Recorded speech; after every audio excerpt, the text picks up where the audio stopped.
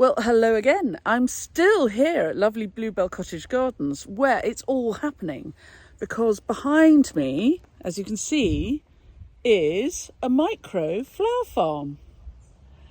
And I'm here to interview the lovely Gemma who started Colourwheel Garden this summer and find out how she's done, what she's achieved and what her plans are for next year. I plan to see lots and lots of different kinds of flower farms this winter and interview as many as I can because I think there are so many different ways to be a flower farmer and none of them are right. And you can make your way of doing it the way that works for you. And that's what I really like about what Gemma's doing. I feel as though it works for her. So hold on, let's go and find her. So look. Here we find cut flowers. I love that Gemma is making it very clear what she's doing here. And here is the beautiful garden. And here is the beautiful Gemma. Hello. Hello there, Gemma. Tell us a little bit about this space that you've made here. Well, I was really lucky enough to be allowed to use this land for 2 years by my boss, Sue Beasley, who owns Bluebell Cottage Gardens. And my intention was to create a colour wheel cutting garden. Because it's on the front of a nursery, I wanted it to be interesting to look at, and I just really wanted to grow something in every single colour, and that was a desire of mine. So what I started off with was 2 beds per colour, so that one bed would come up in 1 month and then the other side would come up in the other month, which kind of worked to a degree. Although I did have a customer literally stand in the middle when everything was in full colour and say, where is this Colourwheel Garden? So I knew it hadn't quite worked out as well as I'd hoped. I have to say, I think it looks clear as day. Oh, thank you. And so what I'm now doing, which is filling in the gaps between where there was once 2 and now making it one large one, which will make it more difficult for cutting. So I'm going to put some stepping stones in, but hopefully the flowers I get on top will be worth the extra hassle of stepping in stepping stones. But I'll find out next year and I may live to regret it. And you've got a mixture here of perennials and annuals. And how did you choose what to plant? Well, because I work for a herbaceous perennial nursery, I wanted to start off with actually my perennials and kind of get a skeleton of perennials. Some things did work really well and other things didn't work. I used your book as a nice point of reference for which were fantastic perennials. Thank you. And then I've gone a little bit with the annuals, but I'm not as gung-ho as I intend to go next year.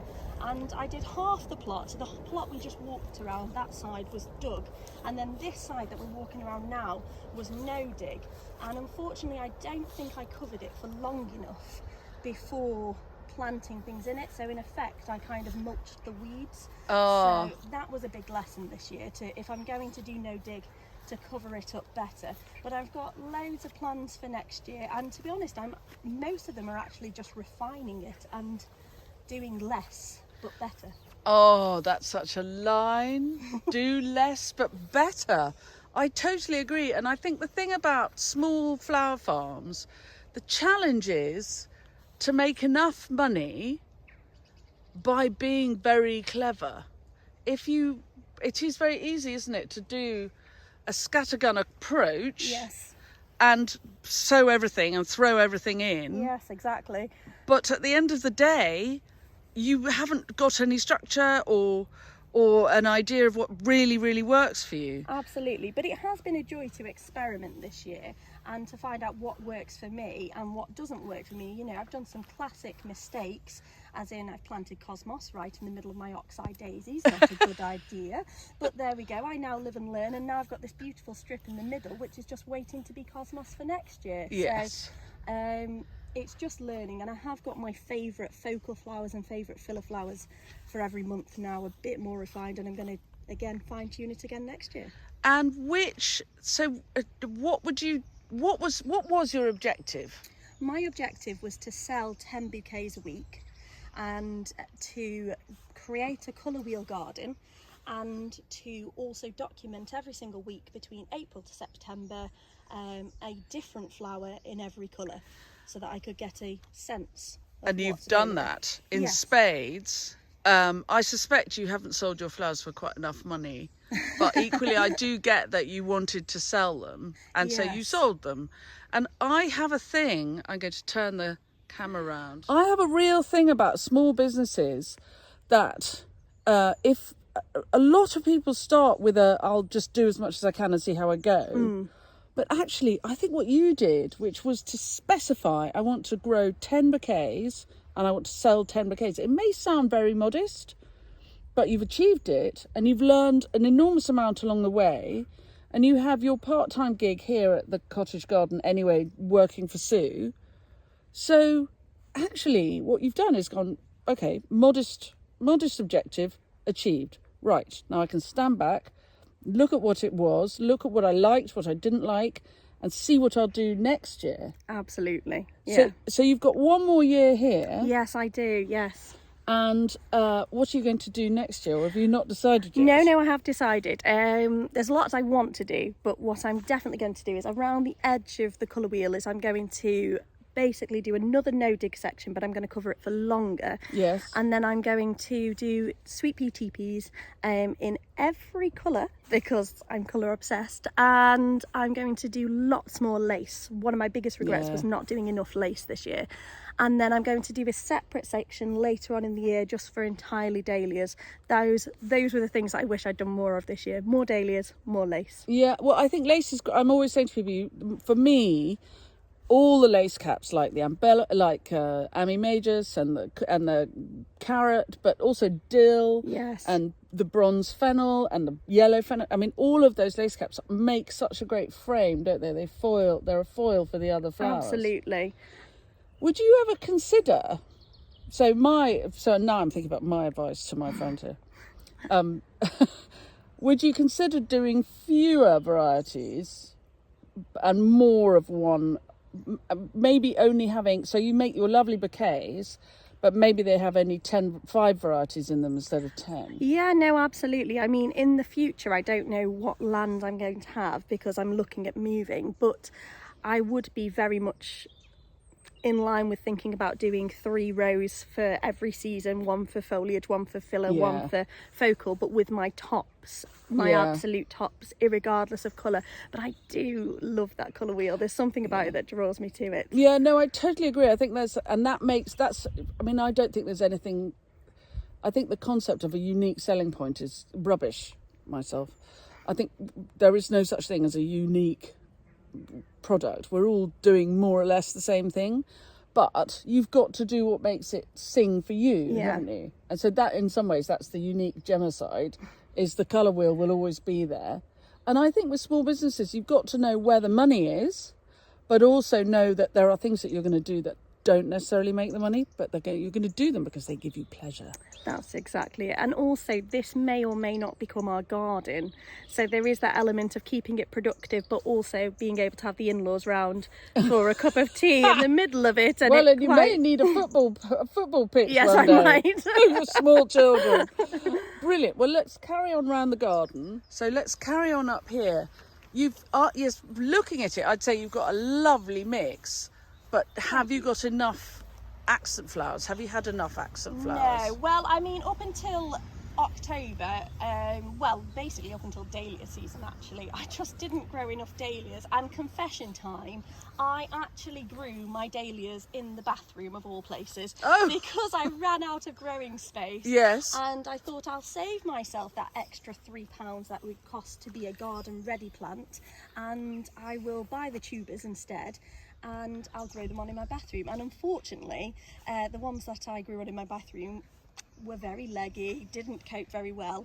But the ones I bought as garden ready plants did far better. So I know for next year that's within my means. It's all about the timing, isn't it? Because I tend to buy dahlias as small plants. They're not necessarily garden ready, but they're small plants because of the timings. They come in May time when I'm ready for them. Because I've been so busy with my annuals and all the other small pieces to get them in the ground. By the time the dahlias arrive, I'm not worrying about whether they're going to be frosted off, and I can put them somewhere, of course, frost free, but I can be ready to plant them out at the beginning of June and safe in the knowledge they'll be all right. Absolutely. But you're right, it is a 6 of one and half a dozen of the other. Can we walk into the middle? Yes, of course. And I think if I was to stay here for longer, which I'm not, but if I was and I was to do the same design again, around the edge, because I've got this thing for circles, because it's almost just like a rectangular, but it's curved. just so pretty. Oh, thank you. But around the edge, what I would do on top of the lace behind it would be, I would do a bulb lasagna of seasonal daffodils, Dutch iris and dahlias just all together, so it would give me a good all year round of general focal flowers. Are you going to lift your dahlias then? Though I'm half tempted to, because I've already got some ordered that will be the garden plants like you say, so I'm half tempted to try mulching, because I've already got them on order, but I'm not sure because this is very, very heavy clay. So. And your Cheshire. Yes. She says, I live in, okay, hang on a sec. I live in Somerset. So when I say Cheshire with that special voice, it's colder up here than it is in Somerset. It's not necessarily that much colder, but it is also wetter, quite a lot wetter. My parents live an hour and a half further north from here, and I live 4 hours further south. So there's quite a difference. And yeah, I think they'll probably be all right. Have you got more than one dahlia of each variety? Yes, I've got 3 of each, so I am half tempted to lift one. Yeah, that's what to I'd hedge do. my bets. Yeah, I'd lift one of each, and then you'll be all right. And then you can also propagate from the one you lift. Absolutely. And make more plants. I love the way you've got all these gorgeous pom poms. These are my favourites, I think, this year. The pom poms have been absolutely fantastic. Well, thank you. Like I say, I had hoped for a lot more, but we live, we learn, and this has been the success out of many failures. So there we go. Well, I think they've been absolutely lovely. Yeah, you know what? I mean, I'm not here to give you massive advice, but I think you've got few enough dahlias that I would definitely lift one of each variety, if not all of them. Yes. Because if you lifted all of them, have you got somewhere you can store them over winter? I have been politely asking my boss if there's anywhere I could potentially, but I don't want to be too cheeky because she is letting me use this for free. Yeah.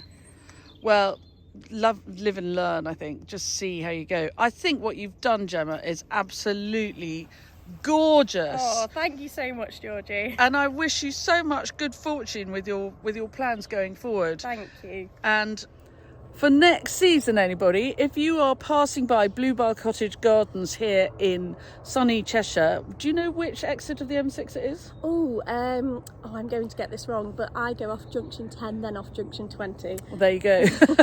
It's just off the M6 at Warrington, I'd say. And literally 10 minutes off the M6 at Warrington. If you're looking for a lovely garden with a fantastic collection of plants to buy, a nice cup of tea and a piece of cake, but also gorgeous cut flowers to buy Colourwheel Garden here, Gemma. And do follow her. You're on Instagram, aren't you? Yes, I am, yes. Colourwheel Garden. Correct. The UK spelling, so there's a U in colour. Oh, yes, UK. There you go. So, but I'll put the links to everything in the blurb. So thanks very much, Gemma. Thank you, Georgie. What It's been fun. a joy.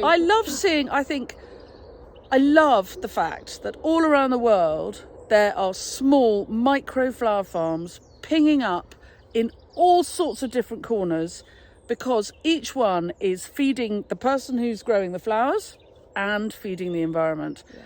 And it is not about earning a fortune. You can run your flower farm as a side hustle. You know, Gemma's 2 days a week here at the nursery, and then has this little corner to call her own. I just think that's the way forward for really small businesses.